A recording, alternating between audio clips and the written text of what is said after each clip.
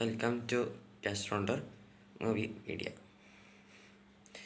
ഇന്നിവിടെ റിവ്യൂ ചെയ്യാൻ പോകുന്ന പടത്തിൻ്റെ പേര് ഡാക്കോ മഹാരാജ് എന്നാണ് പടത്തിൻ്റെ പേര്. പടം ഡയറക്റ്റ് ചെയ്തിരിക്കുന്ന ബോബി കൊല്ലിയാണ്. മീൻസ് വാൾട്ടർ വീരയ്യ എന്ന് പറയുന്ന ഒരു ഹിറ്റ് പടം, ഹിറ്റ് എന്ന് പറയാൻ പറ്റില്ല, ബ്ലോക്ക് ബസ്റ്റർ പടം ഡയറക്റ്റ് ചെയ്ത ആളാണ്. മീൻസ് അത് ചിരഞ്ജീവി, രവിതേജ, കാത്രിൻ തെരേസ, ശ്രുതി ഹാസൻ ഇവരൊക്കെയാണ് ആ സിനിമ അഭിനയിച്ചിരുന്നത്. അതിനുശേഷം അയാളുടെ പടമാണ്. മീൻസ് ആഫ്റ്റർ 2 years അത്രയും പറയാൻ പറ്റുള്ളൂ. അത്രയും ആയിട്ടുണ്ട് ആ പടം പറഞ്ഞിട്ട്. എന്നിട്ട് അതായത് ഡയറക്ടറാണ്, അയാളാണ് ഈ സിനിമയുടെ ഡയറക്റ്റ് ചെയ്തിരിക്കുന്നത്. ഈ പടത്തിൽ അഭിനയിച്ചിരിക്കുന്ന ആയിരിക്കുമെന്ന് വെച്ചാൽ ബാലയ്യ, പ്രഗ്യ ജയ്സ്വാൾ, പിന്നെ ഊർവശി റൗട്ടേല, ബോബി ഡിയോള്, പിന്നെ ഞാൻ അങ്ങനെ പറയണം കേട്ടോ, അതുകൊണ്ട് സോറി, ശ്രദ്ധ ശ്രീനാഥ്, മകരന്ദ് ദേശ്പാണ്ഡെ, രവി കിഷൻ, സച്ചിൻ കെദ്നേക്കർ, പിന്നെ സീത ചേച്ചി, പിന്നെ ചാന്ദിനി ചൗധരി, കോമഡിയാണ് സത്യ, പിന്നെ ഭഗവന്ത് കേസരിയിൽ നമ്മുടെ ബാലയ്യ ഒരു പോലീസ് സ്റ്റേഷനിൽ വെച്ച് ഒരുത്തൻ്റെ വയറ് കത്തിക്കുന്നൊരു സീനുണ്ട്. ആ വയറ് അയാൾ ആരുടെ വയറാണ് കത്തിക്കാൻ നോക്കിയത് അയാൾ ഈ പടത്തിലുണ്ട് ഒരു കോമഡി ചെയ്യാനായിട്ട്. പിന്നെ പടത്തിൻ്റെ മ്യൂസിക് ചെയ്യുന്നത് തമന്നസാണ്. പിന്നെ ഒരു കാര്യം കൂടി, അടുക്കള നരേനുണ്ട് കേട്ടോ പടത്തിൽ, പറയാൻ മറന്നുപോയി. പടം പ്രൊഡ്യൂസ് ചെയ്യുന്നത് സിത്താര എൻ്റർടൈൻമെൻറ്റ്സ് ആണ്. മീൻസ് അറിയാതിരിക്കുമല്ലോ, ലക്കി ഭാസ്കറിൻ്റെ പ്രൊഡ്യൂസേഴ്സാണ്. DJ Tillu first part second part അവരാണ് പ്രൊഡ്യൂസ് ചെയ്തത്, പേടിക്കണ്ട. അതെന്തിലോട്ടെ പാട്ട് എങ്ങനെയുണ്ട് ചോദിച്ചാൽ, ബാലയ്യ ഒരുപാട് നാൾക്ക് ശേഷം ഒരു കംബാക്ക് എടുത്തിട്ടുണ്ട്. മീൻസ് ഭഗവന്ത് കേസരിക്ക് ഒരു കംബാക്ക്, മീൻസ് ഭഗവന്ത് കേസരിയും വീരസിംഹ റെഡ്ഡിയൊക്കെ നല്ല പടങ്ങളായിരുന്നു. പക്ഷെ അത് കഴിഞ്ഞിട്ട് ഒരുപാട് അയാളെ പടം ചെയ്തില്ല. അതെന്താണെന്ന് എനിക്ക് മനസ്സിലായി. ചിലപ്പോൾ ഈ പടത്തിൻ്റെ വർക്കിനായിരിക്കും എന്നെനിക്ക് തോന്നുന്നു, I don't know. But super movie, performances wise super. Story എന്താണെന്ന് വെച്ചാൽ ഒന്നുമില്ല, ഒരു റിവെഞ്ച് പടമാണ്. കഥ ഷോർട്ട് പറയാനാണെങ്കിൽ ഒന്നുമില്ല. ഇങ്ങേര് പഴയ എൻജിനീയറാണ്. അപ്പോൾ ഇങ്ങേരാണെങ്കിൽ ഒരു സ്ഥലത്തേക്ക് ഇങ്ങേർക്ക് ട്രാൻസ്ഫർ കിട്ടും.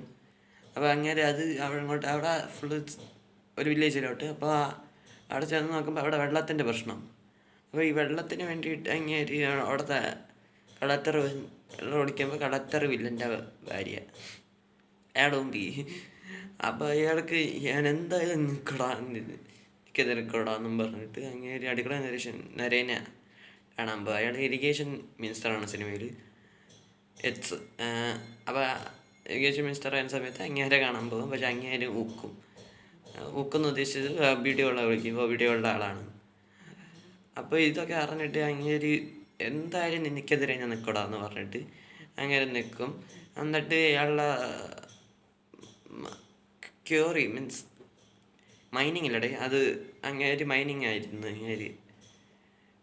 മൈനിങ്ങിൻ്റെ ആളാണ് ബോബിഡിയോൾ. അപ്പോൾ അത് നിർത്തിക്കും. എന്നിട്ട് അപ്പോൾ അയാൾക്ക് ദേഷ്യം കയറിയിട്ട്, ബോബിഡിയോളിന് ദേഷ്യം കയറിയിട്ട് ബോബിഡിയോളിൻ്റെ ചേട്ടന്മാരും ഞാൻ ബോബിഡിയോളും കൂടി ചേർന്നിട്ട് ആ വില്ലേജിനെ ശവക്കാടാക്കാൻ നോക്കും. അപ്പോൾ ഇയാൾക്കത് അറിഞ്ഞിട്ട് അയാളെ വീട്ടിൽ ചെന്നിട്ട് അയാളുടെ ഒരു ചേട്ടൻ ഉണ്ടാവും, പക്ഷെ വേറെ ഉണ്ടാവില്ല. ചേട്ടനെ അവൻ നൈസായിട്ട് കൊല്ലും. അപ്പോൾ എന്തിനാ കൊന്നതെന്ന് ശ്രദ്ധിച്ചിരിക്കാന്ന് ചോദിക്കുമ്പോൾ അത് പറയാൻ കുറച്ച് ഗരീബിലാണ് സംഭവം. എന്നാലും ഒരു പെണ്ണ്, അപ്പം അങ്ങേര് പറയും ശ്രദ്ധാശ്രീനാഥോട് പറയും ഒരു കൊച്ചി എന്നെപ്പോലെ എൻജിനീയർ ആണെന്ന് പറയും ആണെന്നാണ് ആഗ്രഹം എന്ന് പറഞ്ഞപ്പോൾ ആ കൊച്ച് മരിച്ചപ്പോൾ വന്ന് ദാഹം കൊണ്ട് മരിച്ചപ്പോൾ ഈ തെണ്ടി ബോബിഡിയോളുടെ ചേട്ടൻ, മൂത്ത ചേട്ടൻ ഈ കാണണമായിരുന്നു. എൻ്റെ സിപ്പ് ഒരു മൂത്ത് ഒഴിച്ചു കൊടുക്കുന്നു, എൻ്റെ ചാക്കറിൻ്റെ വെള്ളം. അത് ഇയാൾക്ക് ദേഷ്യം കയറിയിട്ട് വാറ്റ കുത്ത് ആളെ ചത്ത്. അപ്പം അന്ന് ശ്രദ്ധാശ്രീനാഥ് നന്നായി. പിന്നെ ഇങ്ങനെ സഹായിക്കാൻ തുടങ്ങി ബാലയ്യനെ ചേട്ടനായിട്ട് കരുതി സഹായിച്ച്. എന്നിട്ട് അത് ബോബിഡിയോൾ അറിയണം. എന്നിട്ട് ബോബിഡിയാൾ ഈ ശ്രദ്ധ സിൻഹയെ കൊല്ലണം. എന്നിട്ട് അവരുടെ ശ്രദ്ധ സിൻഹയുടെ മകളെ ശ്രദ്ധ സിൻഹയുടെ കുടുംബത്തിന് കൊടുക്കണമെന്ന് ശ്രദ്ധ സിൻഹ മരിക്കുന്ന മുമ്പ് ഒരു സത്യം ചെയ്തിട്ടുണ്ടായിരുന്നു. അത് പാലിച്ചോ ഇല്ലയോ എന്നുള്ളതാണ്. ഇല്ലയോ അല്ലെങ്കിൽ പാലിച്ചിട്ട് ശ്രദ്ധ സിൻഹയുടെ ഭർത്താവ്, അത് വില്ലനായിട്ടുള്ള ബോബി കൊല്ലീനെ റിവെഞ്ച് ചെയ്തു. അതാണ് സിനിമയുടെ സ്റ്റോറി എന്ന്.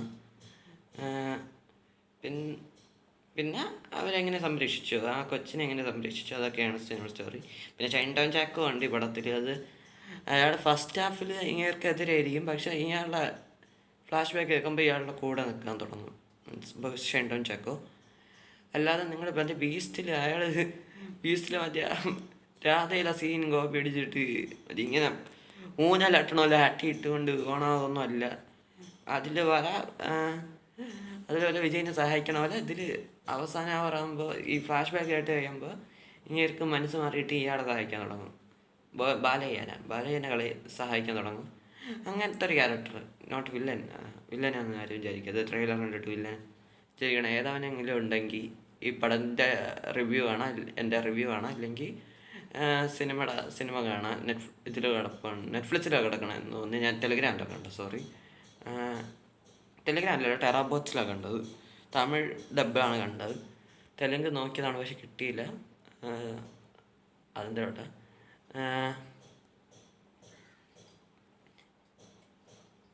പിന്നെ ഫസ്റ്റ് ഹാഫ് പൊടി സാധനം, പക്ഷേ അത് ഞാൻ പതുക്കെ വരാം. ഫസ്റ്റ് ഹാഫ് കൊള്ളാം, പക്ഷെ ഒരു കാര്യം ഒഴികെ, അത് ഞാൻ പിന്നീട് വരാം. കാര്യം പറയാം. അത് സെക്കൻഡ് ഹാഫും കൊള്ളാം, ബട്ട് ഫസ്റ്റ് ഹാഫിലൊരു കാര്യം പ്രശ്നമാണെന്ന് ഞാൻ പറഞ്ഞിരുന്നത്. എന്താണെന്ന് വെച്ചാൽ ഒരു പാട്ട് വരും, പൊളിഞ്ഞ് കയറി, എൻ്റെ പൊന്നോ എന്തോന്നാ പാട്ട്, ഡബിടി കൊബിടി. അതിനിടയിൽ ഇയാളുടെ കുൽസിതം പഴയ രണ്ടുകാലത്തൊരു കുൽസിതമുണ്ട്. പഴയകാല ഡാൻസ് ഉണ്ട്. അത് ചിരിക്കേണ്ടി വന്നു. സംഭവം ഒന്നുമില്ല, ചന്തിക്കടിക്കലും. ഇതിപ്പോൾ രവിതേജയുടെ വിനോദം ഇത് തന്നെയാണത്.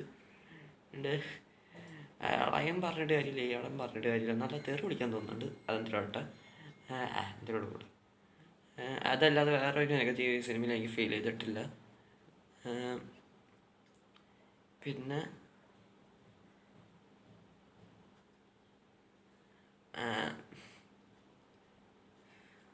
പിന്നെ ട്വിസ്റ്റ് ആൻഡ് ടേൺസ് എനിക്ക് നല്ല ഇഷ്ടപ്പെട്ടു. കാരണം ഈ സിനിമയിലൊരു സീനുണ്ട്, അടുക്കള നേരെ എന്നെ പിടിച്ചിട്ടിട്ട് നീ സത്യമെല്ലാം പറയണമെന്ന് പറയുന്നു ഇവിടെ ബാലയ്യ. അപ്പോൾ ഇയാൾ സത്യം പറയും. അപ്പോൾ ഒരു വീഡിയോ എടുക്കും മറ്റേ ബാലയ്യ. അതിൽ ഇയാളുടെ എല്ലാ പ്ലാനും മുമ്പും നമ്മുടെ അങ്ങേര് ബോബിഡിയോള് ഇയാൾ അവിടെ മൈനിങ് ഒന്നും അല്ല ചെയ്തത്, കൊക്കൈൻ മൈനിങ് ആണ് ഉള്ള സംഭവമൊക്കെ. അത് പക്ഷേ ഞാനത് വിചാരിച്ചില്ല, അതാണ് എക്സ്പെക്റ്റഡ് ആയിരുന്നു. ആ ട്വിസ്റ്റ് ഞാൻ അതിൻ്റെ കൂടെ നിന്നിട്ടുണ്ട് എന്ന് പറയുമ്പോൾ അയാളുടെ മിനിസ്റ്റർ പദവി പോവുകയും ചെയ്യും.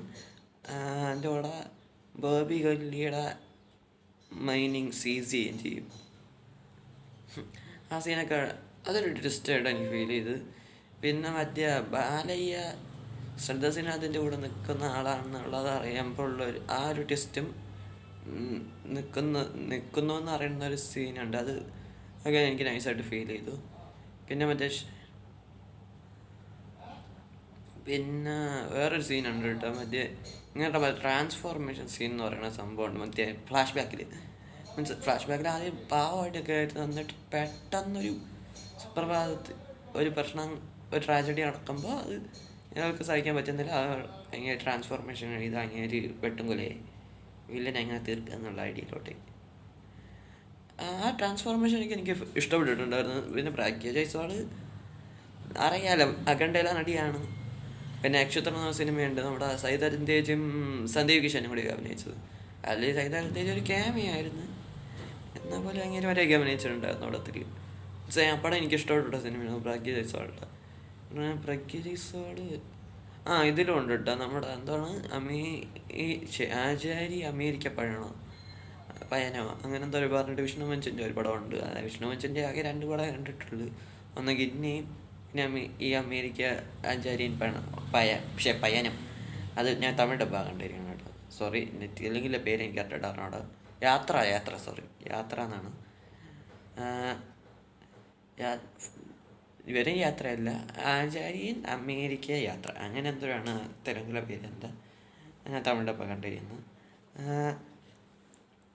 എന്തായാലും അവരും മര്യാദ ഗമനിച്ചോട്. ഉർവശി റോട്ടയില്ല പണ്ട് എനിക്ക് അഭിനയം അറിയില്ല എന്ന് വിചാരിച്ചിരുന്ന ഒരാളാണ് ഞാനൊക്കെ. പക്ഷെ ഇപ്പോൾ എന്തായാലും അഭിനയം പഠിച്ചിട്ടുണ്ടെന്നാണ് എനിക്ക് തോന്നുന്നത്. കാരണം അവർക്ക് ആകെ ഐറ്റം ഡാൻസ് മാത്രം കളിക്കാൻ അറിയുള്ളൂ എന്ന് ഞാൻ ആദ്യം വിചാരിച്ചു. പക്ഷേ ഈ സിനിമ കണ്ടപ്പോൾ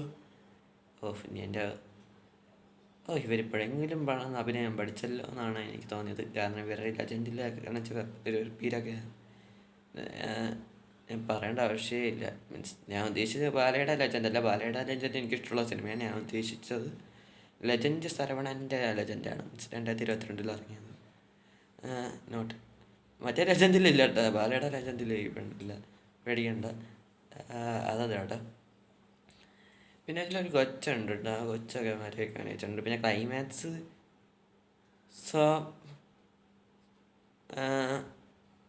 എല്ലാ പടത്തിലുള്ള പോലെ ഒന്നടേ. പിന്നെ എല്ലാ തെലുങ്ക് പടങ്ങളിലുള്ള പോലെയും വില്ലൻ ഉണ്ടായിരുന്നവരൊക്കെ നായകൻ്റെ കൂടെയാണ്. അതൊക്കെ നമ്മൾ ഭീഷ്മപർവ്വത്തിലും കണ്ടിട്ടുണ്ട്, ഗുണ്ടൂർ കാരത്തിലും കണ്ടിട്ടുണ്ട്. ഇതിപ്പോൾ ഇതിലും കാണുന്നു. അത് പക്ഷെ ഐ ലവ് ദാറ്റ് ട്വിസ്റ്റ്. ഇന്നമാതിരി ഇങ്ങനത്തെ ട്വിസ്റ്റൊക്കെ എനിക്കിഷ്ടമുണ്ടോ. അത് ഐ ലവ് ദാറ്റ്.